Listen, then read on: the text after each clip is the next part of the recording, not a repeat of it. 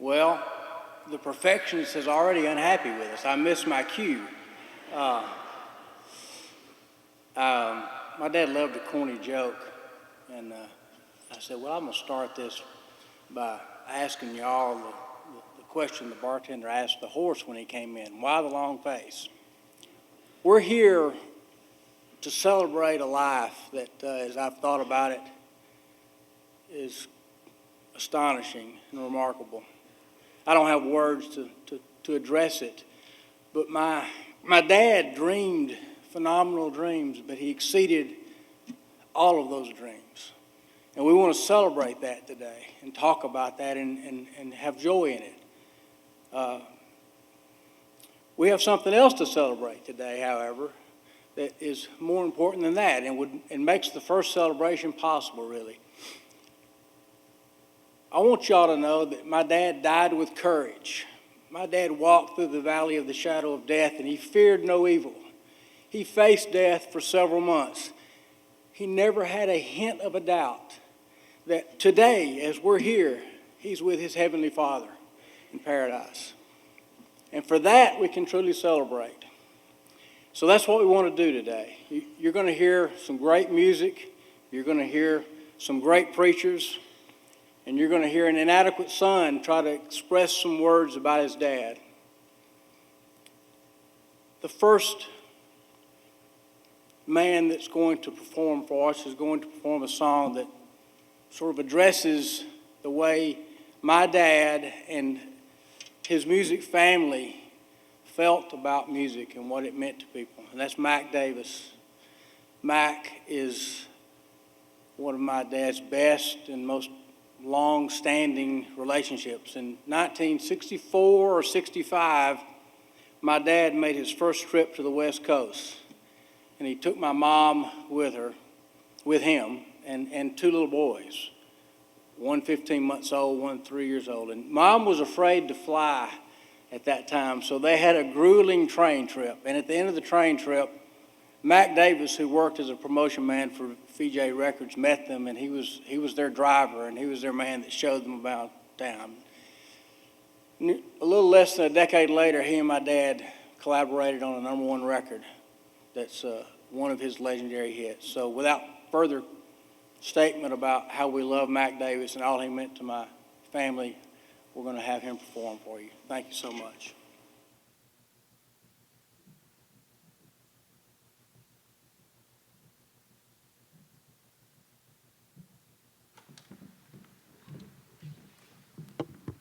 Reminds me of doing the Johnny Carson show. Try to get to that microphone before the crowd stopped clapping. Song I wrote.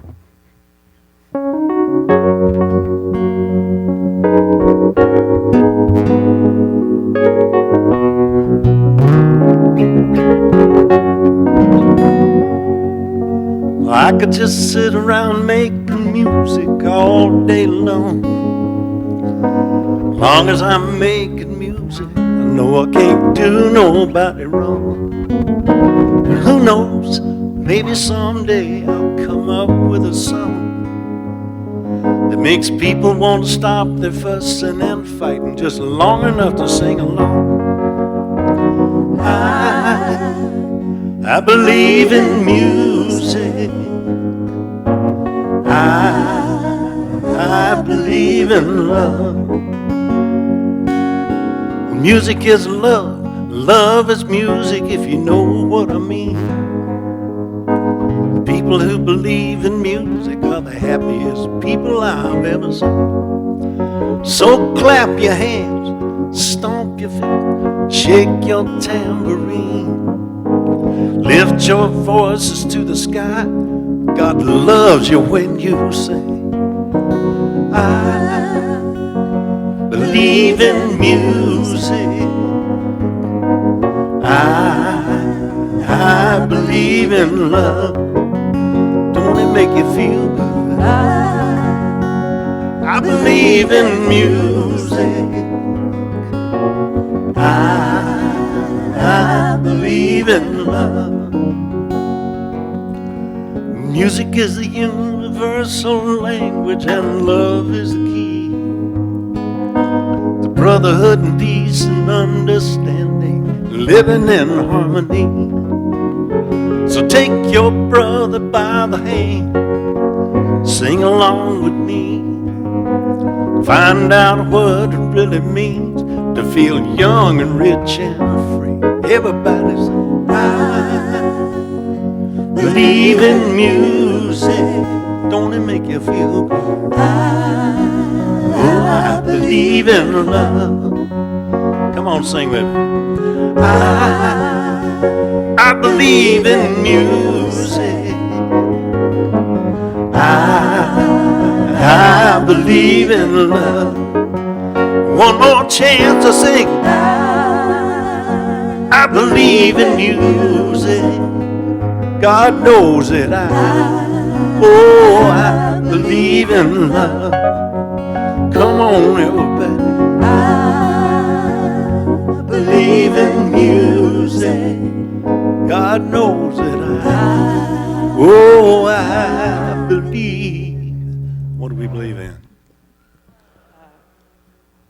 Rick would have loved this.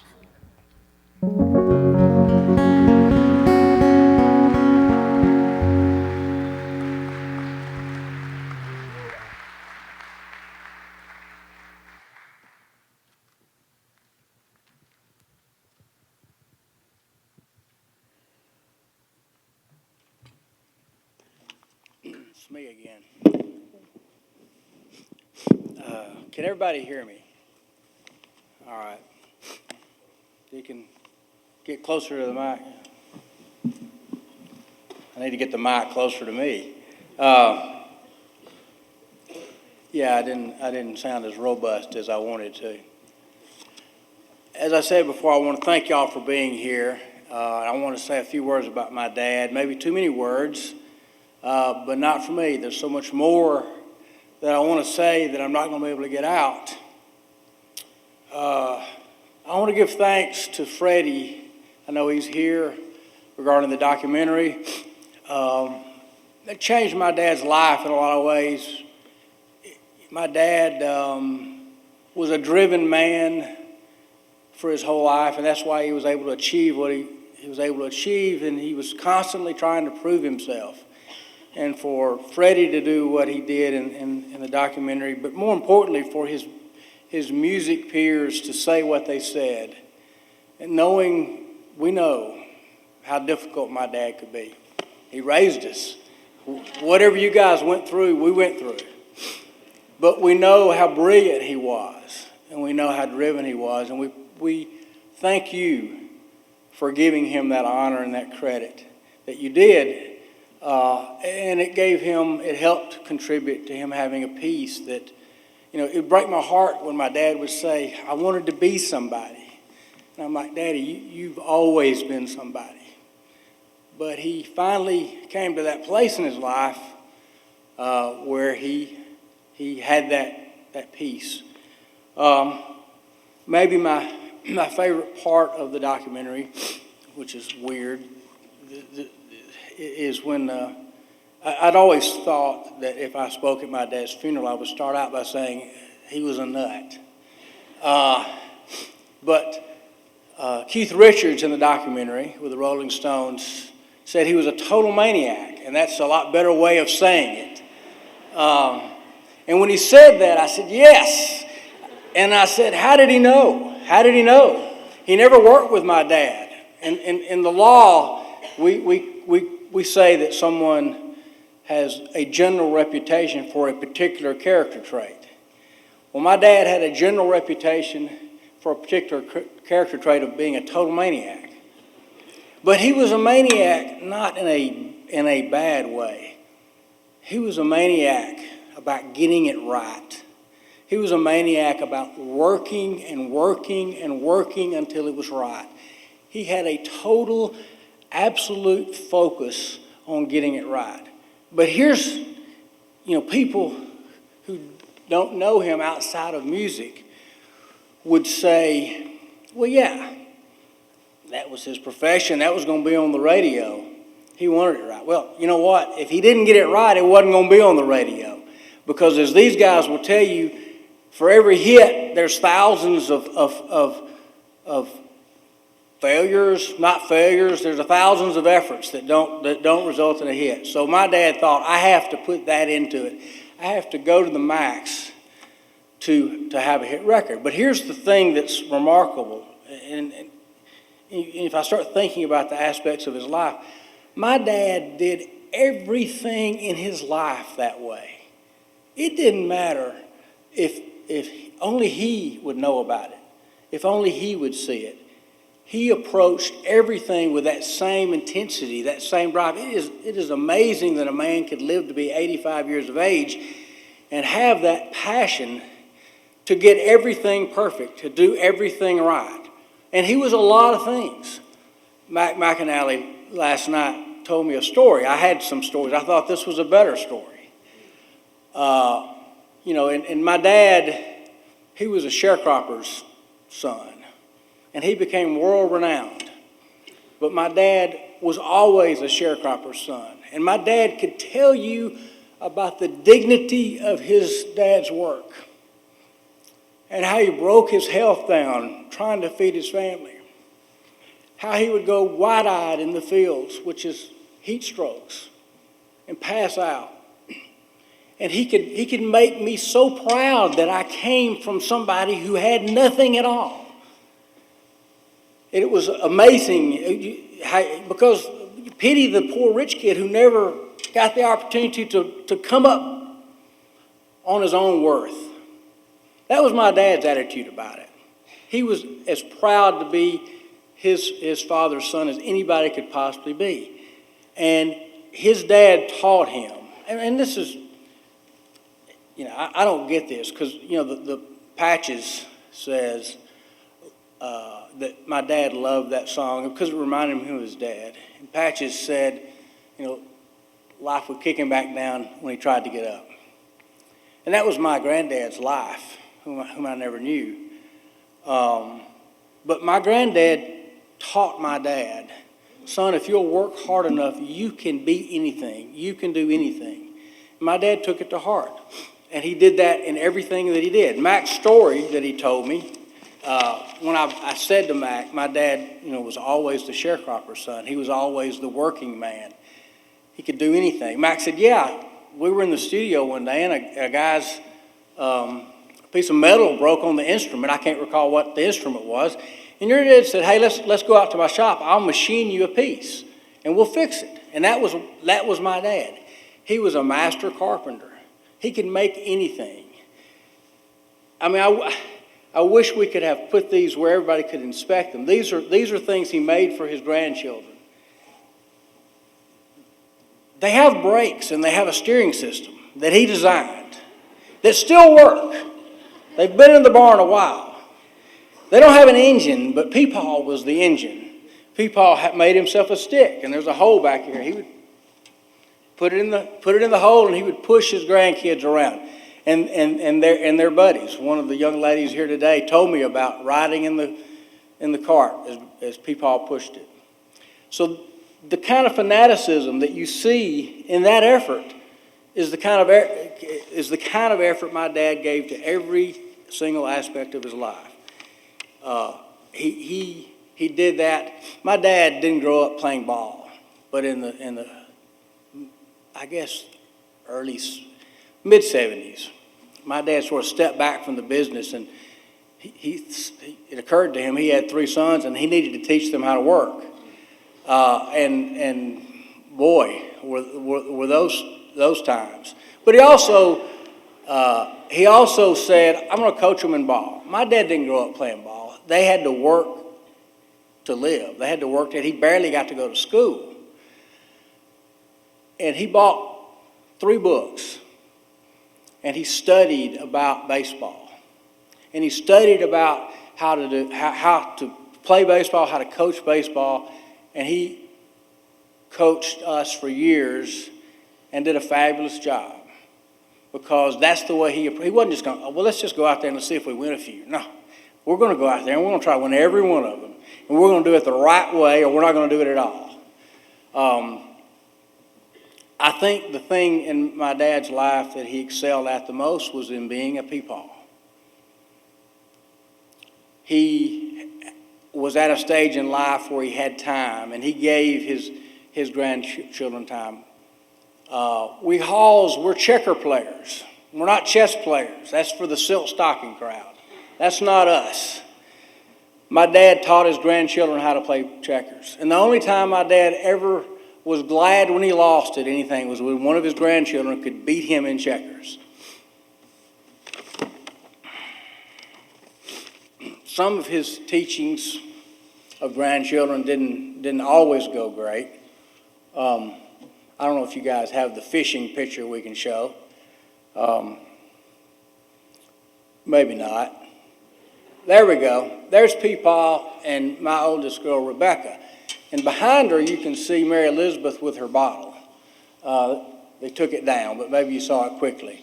So here's a story about Rebecca and Peepaw. They're fishing for catfish one day, and it is a hot day. They're using stink bait. I don't know if any of y'all have ever used stink bait on a hot day, but it's not fun. And Peepaw was not a fisherman. But he was doing it because that's what Rebecca, she was a fisherman. She loved it. And so they caught a catfish. Well, Rebecca wanted to stop fishing and eat the catfish on the spot. Peepaw wasn't nuts about cleaning any catfish, I can tell you that. But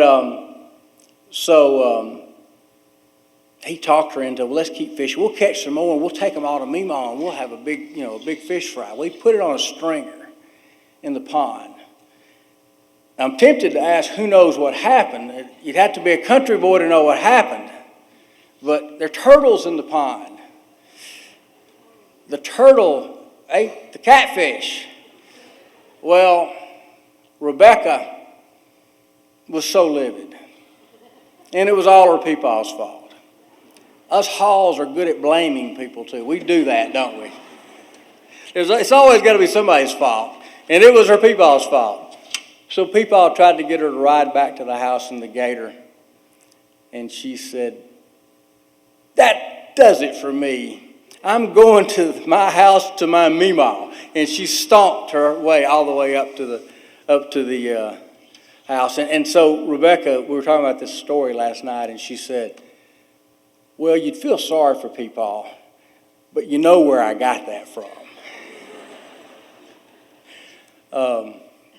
But that's one of his teaching moments that, in fun times with the grandkids that turned into a funny story. I'm going too long. I got to tell about the goose story if I can. The goose story. So he's teaching his boys how to work. He gives us cattle to take care of. Rodney's the littlest. So he orders some goose eggs from Sears and Roebuck catalog. And Rodney incubates them. Stanley, you probably remember this. He incubates the goose eggs, and he raises them in the little shed behind the house, and then eventually we release them to the pond, which we had to persuade them that the pond was okay because they weren't used to a pond. But so they're on the pond. Well, Peepaw was very immaculate about his yard, and as you can imagine, about 20 geese down there, and they'd come up and graze in the yard, and the geese were doing what geese do, and he was like, Rodney, and Rodney's 10 years old, right? Rodney, you need to keep these geese out of the yard. Well, okay, Daddy, shoo, go away. So we're all, the mother and me and Rodney and Mark were sitting in the den one day, and my parents had a balcony outside their bedroom, and we're all sitting there, and we hear boom. And we look out in the yard, and there are geese just flopping everywhere. And my dad had shot in the direction of the geese to spook them off. Fortunately, 2 of the geese flopped around. I think there were 3 that were hit. 2 of them flopped around, and one of them passed away. So Dad comes storming, never never could admit being wrong on the first blush, right? He storms downstairs. I told you I was going to shoot those geese if you didn't keep them out of the yard. Rodney runs out of the room crying. Mother runs out of the room crying. Mark just leaves. I'm sitting there, me and Dad alone. We're sitting there for about 15 minutes. And Dad looks at me and said, Ricky, you know I didn't mean to shoot those geese. And he didn't. He fired over the geese and didn't think, hey, the shots fall. And they because it was about 100 yards away, so, you know, they fell and there went the geese. So that was a teaching experience that taught some things to Rod, but maybe not what he meant to teach from the very beginning. I wanted to summarize 3 things about my dad. Then I want to get to some of the substantive stuff. This is substantive stuff. And I've got 3 points, and 2 of them come from Norbert Putman, who's a great guy who I've gotten to know recently since he's moved back to the Florence area. And the first one, he has a good thought process about, you know, some of the remarkable little touches.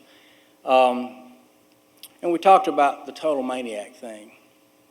But I mean, here's my dad's plan in 1961. I'm in the segregated South. Black and white people can't dine together. They can't go to school together. The country's fighting that. And we're gonna get black men and white men and women involved, and we're gonna make music together here in the South. And I don't have any money. I don't have any credit. That's what we're gonna do. And we're gonna become legendary. We're gonna become world famous. I mean, that's nuts, right? Maniac, nuts, whatever you're going to say. But that was my dad's dream. That was his plan. And to boot, this is the point that Norbert emphasized, I'm going to do it with teenage kids who have never played on a session before. And so one of them, Rodney told me, Jerry Kerrigan, on my dad's first production was Arthur Alexander, You Better Move On. And Rodney said Jerry wasn't even old enough to drive. His dad had to bring him to the sessions. And so he produces that album, his first production, with these kids who go on themselves to become legendary. And how did that happen? And a few years later, 2 of the most influential bands in the world, the Rolling Stones and the Beatles, they're digging that music. They cover that music. They talk about how that music influenced them. How does that happen in those circumstances? The other point I think Norbert made, I think it was him in the documentary, is in 1971, my dad was Billboard Magazine's Producer of the Year. In 1969, he lost a great rhythm section, guys who went off and did their own thing, the Swampers. So in '69, his band leaves that was so instrumental to his success in the 60s. And in '71, he's the Producer of the Year. Their leaving might have motivated him a little bit, don't you think?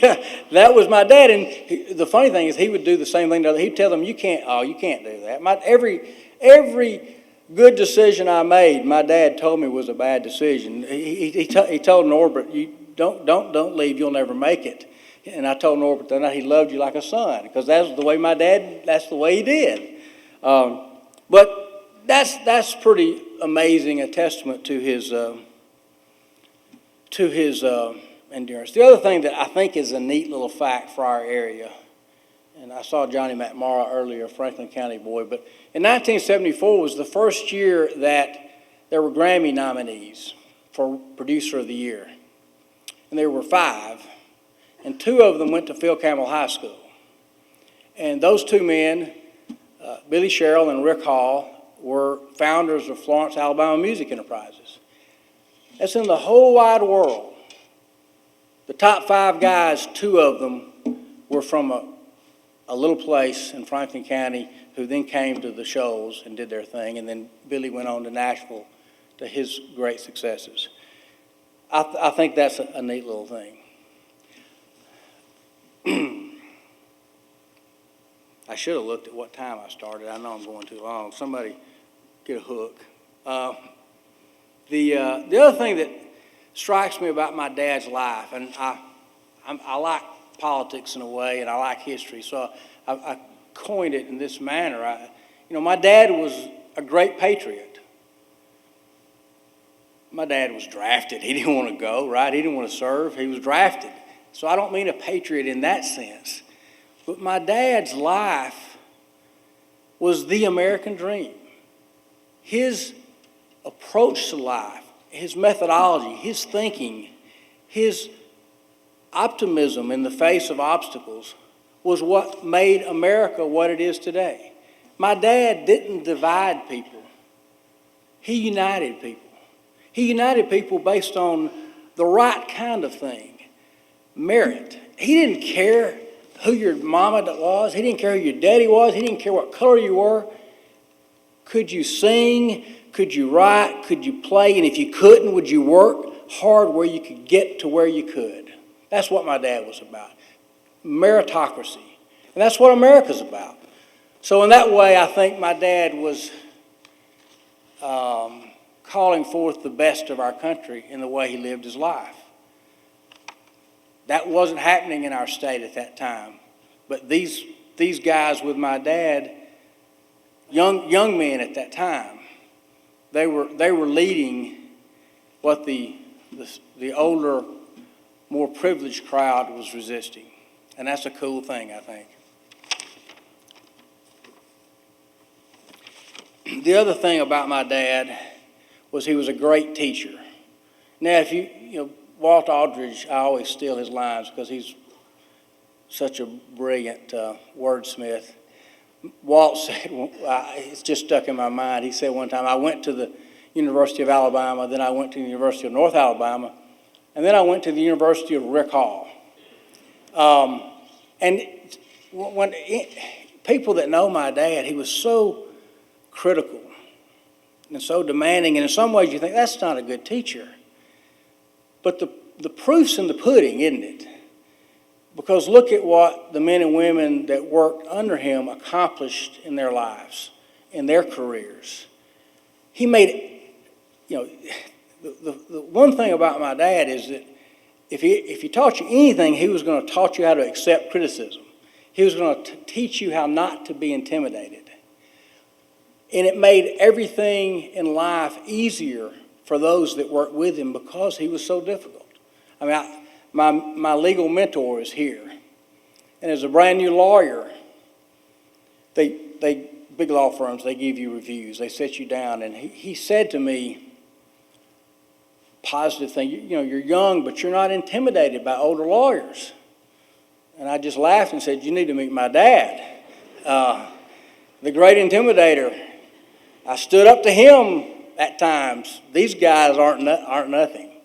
So he made everybody's professions easier and better. And he did it through example. My dad didn't demand of anyone anything that he didn't demand of himself. And there's a point in time when it hit me. I was in college and I was a gopher at the studio. And we were recording, my dad was doing an album on a band that we all, it was a spec album, which means he had no budget. Nobody was paying him to do it. He was on his effort, and he was going to go try to get a deal. So this was a long shot, the longest of shots. And I'm sitting in the studio in the control room, and my dad's he's probably about my age. He's probably about 56 at this time.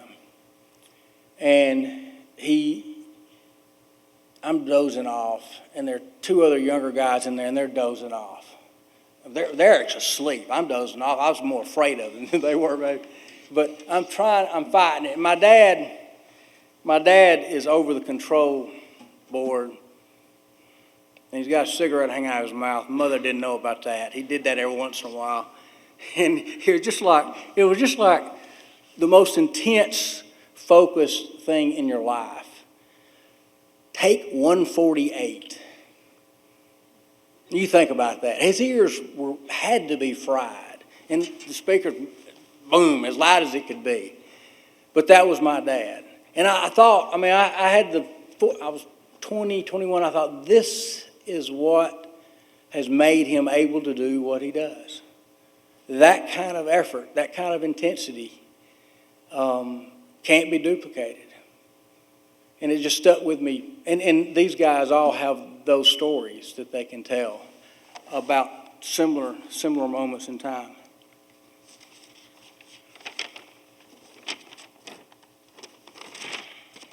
Good, I've gotten through some pages without even looking at them. So I want to tell you about my dad's death. Not in a morbid way, but I want to tell you about, my dad, I never thought my dad would die a courageous, dignified death. My dad didn't have peace about salvation for nearly my entire life. And he got that peace, and then shortly after he got that peace, he found out he was ill. On September the 7th, Cindy and Mom and I took Dad to the oncologist's office. They had done some scans, so we knew this was important. We knew that we were probably going to find out some news, and we were hopeful that we would find out some positive news. And my dad, he needed help getting out of the car, and we started to get out of the car, and he said, "Son, let's pray." Until I was 53, I never heard my dad pray. Never one single time.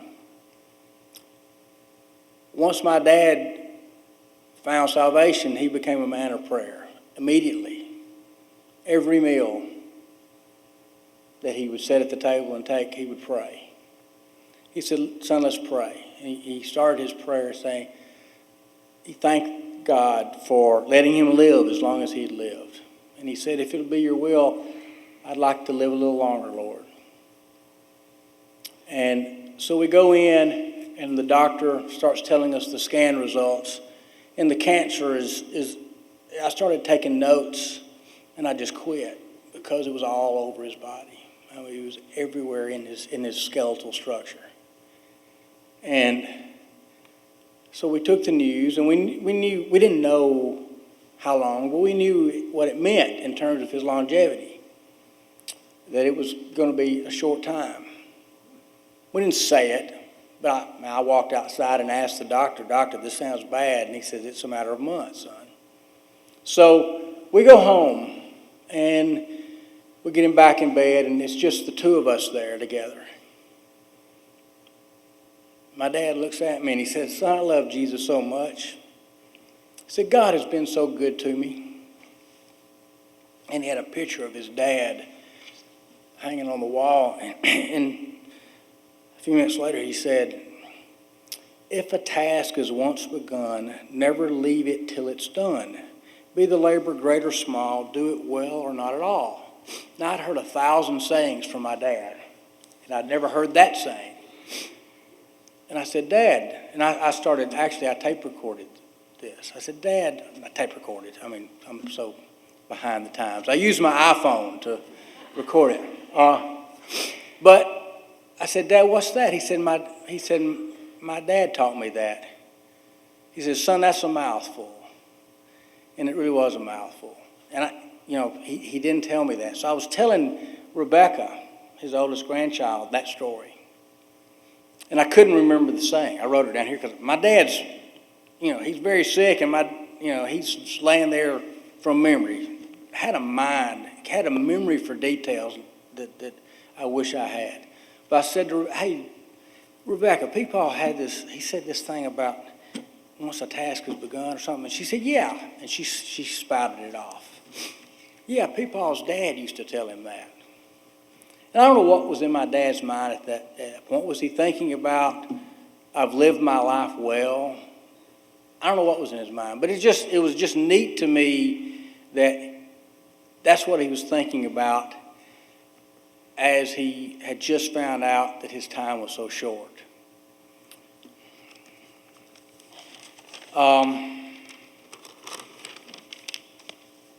We had a wonderful family Christmas together.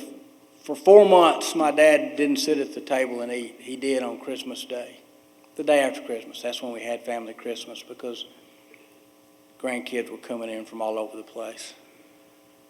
He sat at the table, erect and proud with his head up, and ate with all of us, and we took some pictures, and we had a wonderful time. We sang some hymns together. I went to see my dad the evening before he died in the early morning hours, and he was tired, and I actually went over there to watch the ball game with him, the Alabama game, of course. We weren't watching Auburn, I can tell you that. And I said, well, he's tired. I'm not gonna. I went over to some buddy's house, and I told one of my friends that night. I said, you know, my dad said 3 days ago something I'd never heard him say. We were trying to get him to get up and do a little exercise. He said, I can't. I never heard my dad say that. That told me his time was short. But much to my upset, Mom, I'm glad that he got to watch the ball game, but Mom said he roused it up for the Crimson Tide and watched the game that night.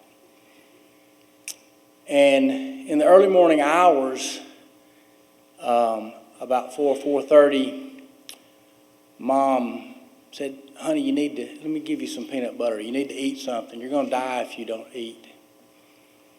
And he said, Lynn, I'm ready to die. I want to see my daddy so bad. I want to see Haston and Tara Mae so bad. You don't know who they are, but I'm about to tell you. And she woke up. He went to sleep. She went to sleep. 2 hours later, she woke up, and he was gone. So he decided he was ready to die, and God granted him that wish. And he was thinking about the people, I think, who most influenced him in his life. And Haston and Tara Mae Stegall, here's the crazy thing about that. I knew this day was coming months before. And I had said, I need to tell people about Haston and Tara Mae Stegall. And I knew I was going to talk about my granddad, my dad's dad. But I needed to tell them about Haston and Tara Mae Stegall. And, you know, my dad and I we thought a lot alike. But isn't it amazing that the people that he was thinking of the night he died, that he wanted to see, that were gone, were the people that I had planned before then to tell you guys about. Haston and Tara Mae Stegall were my dad's first wife's parents. When my dad was, I don't have the years exact, but I'm like my mom. I have to be scrupulously honest. So my dad could fudge a little bit for a story, but I think my dad was about 21 or 22. He married Faye Stegall from Phil Campbell. And my dad was a hot shot. He had it going on. He'd gotten out of the Army. He was working 3 jobs. He was working at Reynolds. He was farming with his dad. He had bought his dad a tractor. My granddad had never had a tractor until that point in time. And he was playing music on the side. And one night, my dad told me later, he was driving too fast. Around a curve on a country road, they met another car. It was before seatbelts and before safety, and he lost control, and he wrecked, and his wife was killed, their daughter. And 2 weeks later, my dad's dad was on a terrace row when the tractor he had bought him turned over on him and killed him.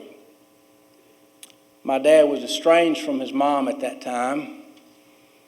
So these country people took their son-in-law in, who went on a 2-year drunk by his own account, acting totally contrary to their beliefs and faiths. And they loved him and they nurtured him. And they saved his life because he had nobody else to go to. And they did it because they were Christian people. It's the greatest act of Christian love to not blame him and to love him and to take him in.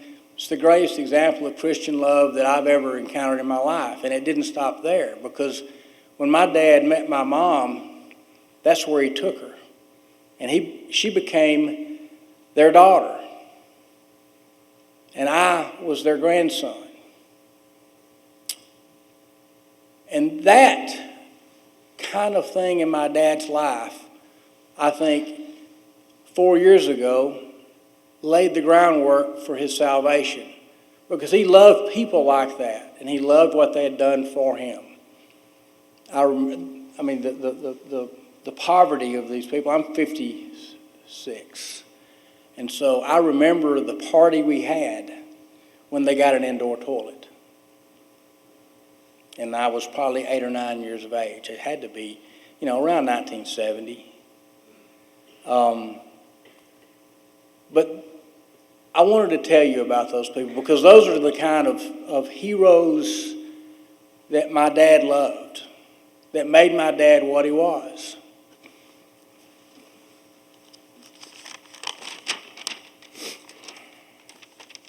I'm going to close by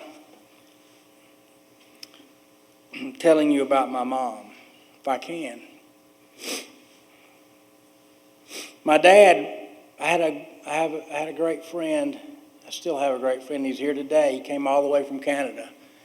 And he told me when he found out my dad was sick, he said, spend every moment you can with your dad and just talk to him and visit with him. And I did that as best I could. I wished I'd done more.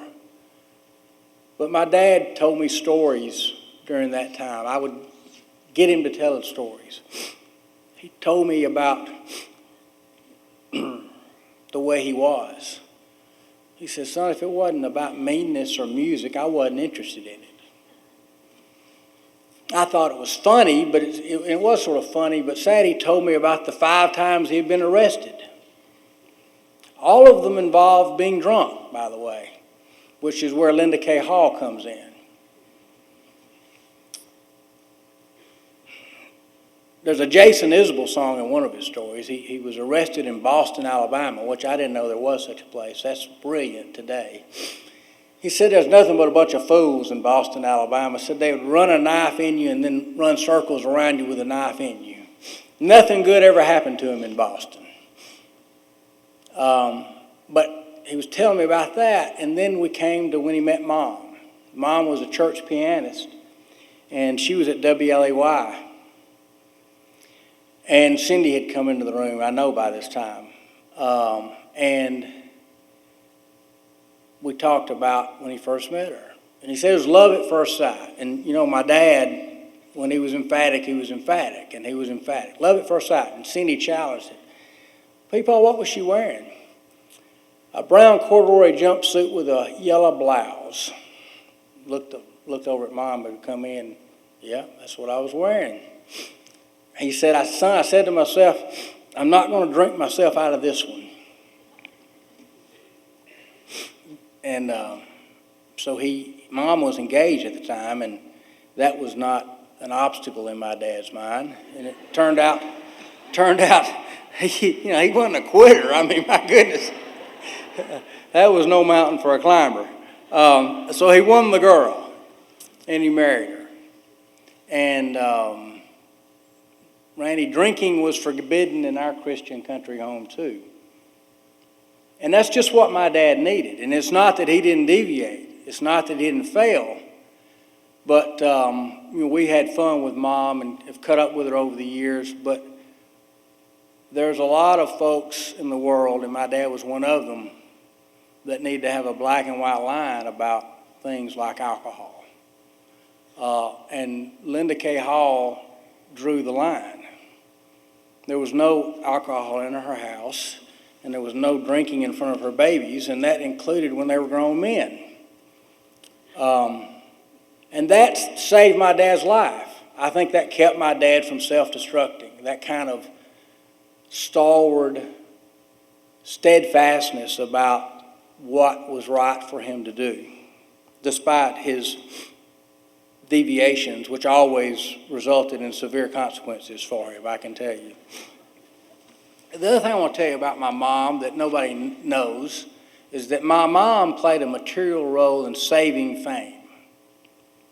In the late 70s, my dad's business was doing poorly, to say the least. I think it was something called disco, but his kind of music was tough. And he had stepped away to work with his boys, and he tried to step back in, and nobody hired him. And the money was short. Had to lay off the bookkeeper. Mom stepped in, I can't tell you the years, probably 77 or so. 79, she says. February the 2nd, 1979. Here's the other thing about us Halls. We're very, very precise people. The first thing that this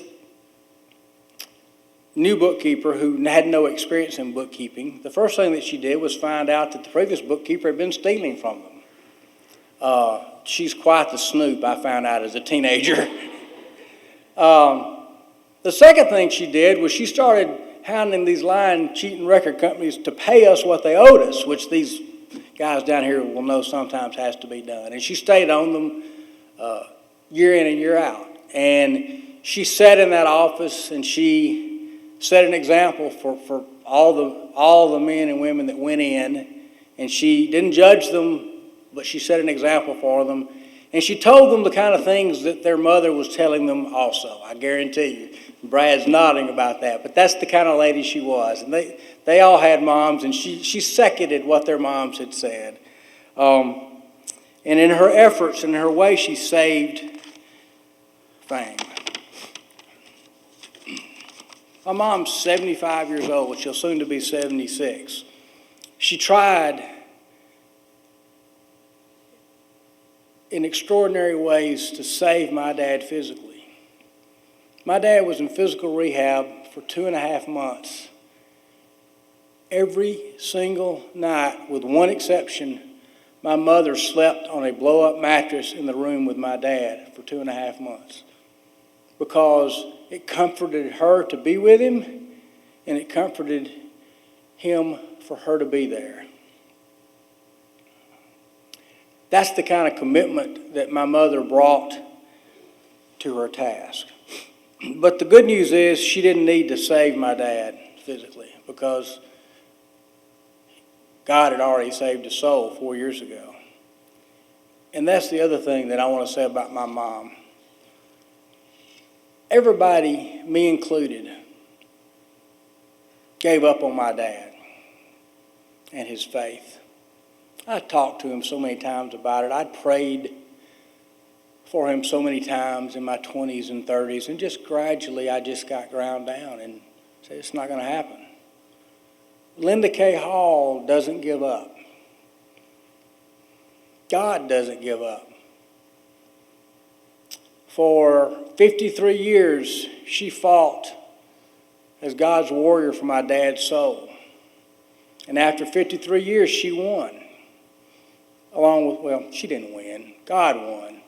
But God had a good assist from Linda Kay.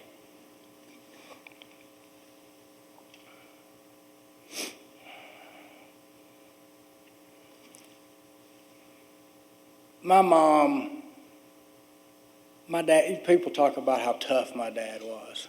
My mom's so much tougher than my dad, and he was tough. She lived with him for 57 years. hey, there's a reason I'm a lawyer and not a music guy, right? There's a reason that you guys were there for some years, but man, we got to move on. This guy's too much. He wasn't too much for my mom because she loved him. She loved him with a passion and depth. I read you the poem that my granddad said about doing a task well. My mom did her job at taking care of my dad and being the wife that she was meant to be, as well as any production my dad ever had, as well as anything he ever did. And for that, I want to raise her up before you as the hero that she really is. Thank you.